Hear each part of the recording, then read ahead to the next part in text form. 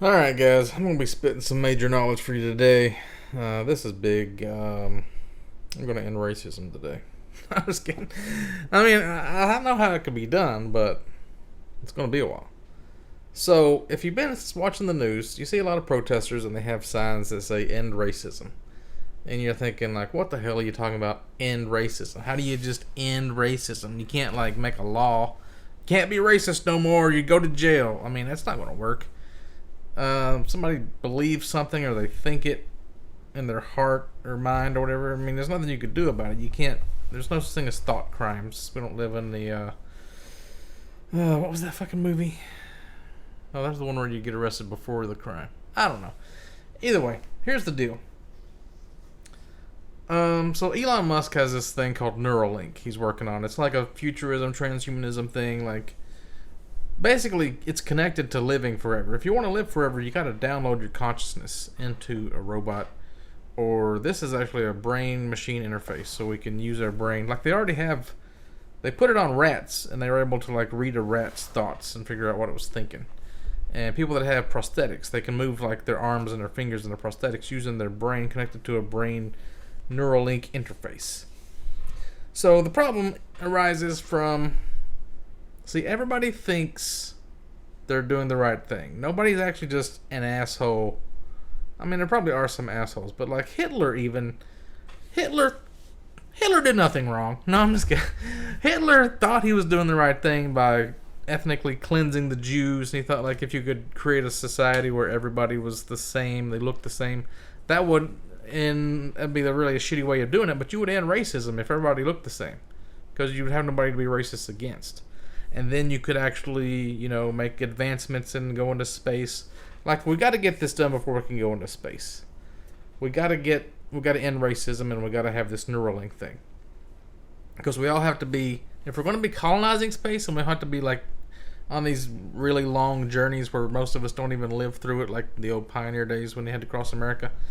Going light years into space, you're going to have to get along with everybody. And everybody has to have a singular focus and be of one mind, and you all have to kind of agree on stuff.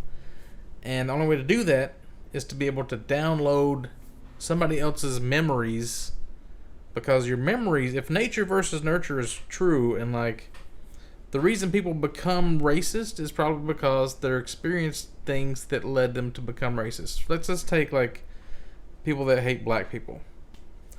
Let me try to say stuff without getting myself in trouble. This is going to be walking a fine line. I'm sure that there are people that their only experience with black people is the kind of stuff that you're seeing in Minneapolis right now. The rioting and the looting, and as soon as they get a chance to steal, they're going to steal. As soon as they get a chance to like hurt somebody, they're going to hurt somebody. The only reason they don't do it is because we have laws in place and they're afraid of going to jail. And a lot of them do it anyway. That's probably what racist people think. That's their opinion of all black people, because that's the only black people they've been exposed to. You take somebody that's not racist, like myself, that has a lot of black friends. I'm just kidding. If you know black people that aren't like that, you know that there's some that are good, and it's just like every group of people has good people and bad people in it. Like, there were a lot of white people looting in Minneapolis too. And there's a lot of other, like, if the books people read, the movies you watch, everything like influences your opinion of like what is possible, what is reality. I don't know how people become like really extreme racist where they actually I mean, it's kind of like how I hate all cops, because I've seen enough footage of cops violating constitutional rights and dragging people out of their cars, tasing them, pepper spraying them, like beating the shit out of them until they die. I mean, if I could just download all the stuff I've seen to somebody else, it would probably convince them to also hate cops. But then they may have experienced a lot of good cops, but then I'm thinking what they probably experienced was somebody like being two-faced. Cops are kind of like, they'll be nice to you until shit hits the fan, or if they're actually in a situation where they can get away with crap. But anyway, I actually had this idea from this webtoons I was reading, where this guy, he's like a gamer, and he has all these superpowers, and one of them is that, well, he can create all kinds of different spells just by thinking of them, like how they would work, and he creates one called memory orbs. So like he's working with this girl who's a witch, that's her right there, and she was like passed out or something. He went to this whole like other realm and fought this bad guy, and he Somehow he like turned the bad guy. He captured him and turned him into his minion, sort of. So like, she still thinks the bad guy is bad, and he's turned him into a good guy. So in order to make it easier, he just creates a memory orb. Like, oh, here's what happened. Here's the conversation we had, and now he's good. She's like, boom. She just like absorbs the memories and like, oh, good job. Okay, now I see what's going on. Now I'm on your side too. I agree with you because I know what happened. So that's a good way to explain how a memory orb would work, or like a memory transfer. So like, let's think about like the sum of two people's memories. If you have somebody that's a racist and somebody that's not, and you gave both of them the other person's memories, what would the sum total turn out to be? Would it be that the non-racist was right or that the racist was right? I guess it would. Would you just add them up like the most experiences, or would it be like, if you can prove one thing is untrue, then the whole thing is untrue? Like that kind of a thing, like you're proving a thesis of something? I'm not sure how that would work. And then, to make it even more complicated, let's say you added 3 or 4 people, or like, if everybody's memories were all downloaded into everybody, or let's say one person, would they know all truth because they would have every angle of every possible concept of all knowledge that everybody has experienced? They could still be wrong because everybody could be wrong about something. Just like people that believe in gods, they can all be wrong, but they can't all be right. But the sum total of truth, it would probably blow somebody's mind. I don't think a person could actually handle having everybody's memories. That'd be weird though, because you'd be remembering things as like male and female, and as like growing up different places and with different parents. Simultaneously, you'd have to hold all these thoughts to be true, and I don't think we could do that. But just simple like ideas, like to save time. I kind of want to meet somebody that's read all the same books that I've read, because I think we would have like similar ideas about right and wrong and other things like that. But this is like when I was talking to my parents the other day, and they're like huge Fox News fans, and they're indoctrinated to Trump and all this stuff. I can't just like I can't explain to them. It would take too long to explain my side of the story, or like the things about the riots they hadn't seen because they hadn't been exposed to it, because Fox News is only like, they're only covering like one angle of it. I can't get them to go read a bunch of Reddit posts and like look at a ton of videos of cops abusing people, and it'd be easier to just like make a memory orb, put it in them, and then they experience it, and then we can decide if I'm right or not.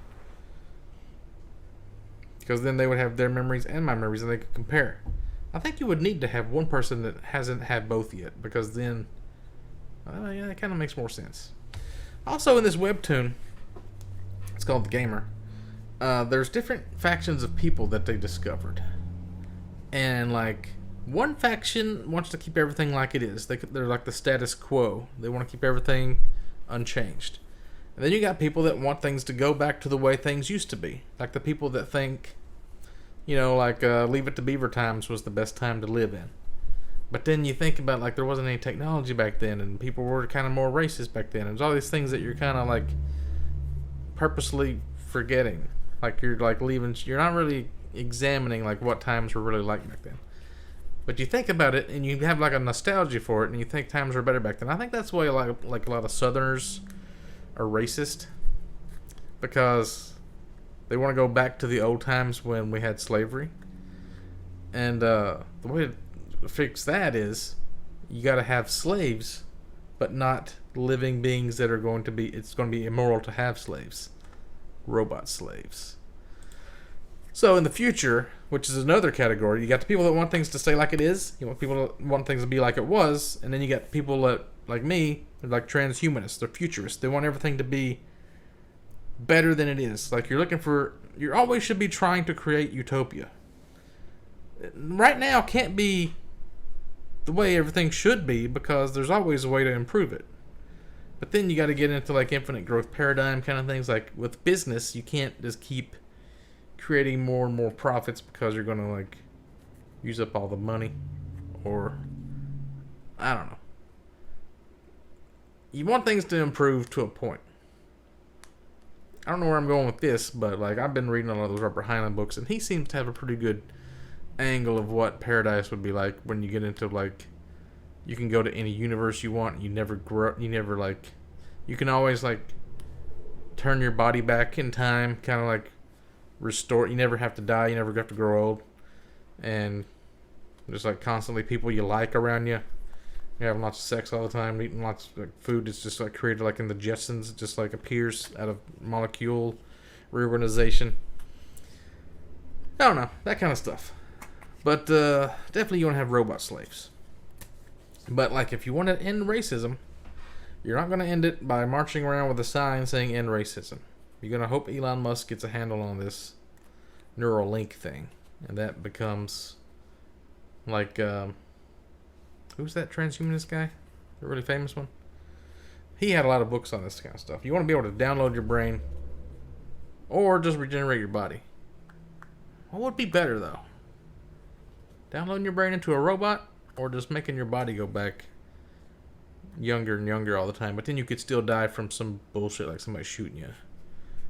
Well, you got that one show. What's that TV show? Is it Altered Carbon? Where you can like upload your consciousness into like a satellite, so whenever you die, you just download it into a clone again. That might be the way to go.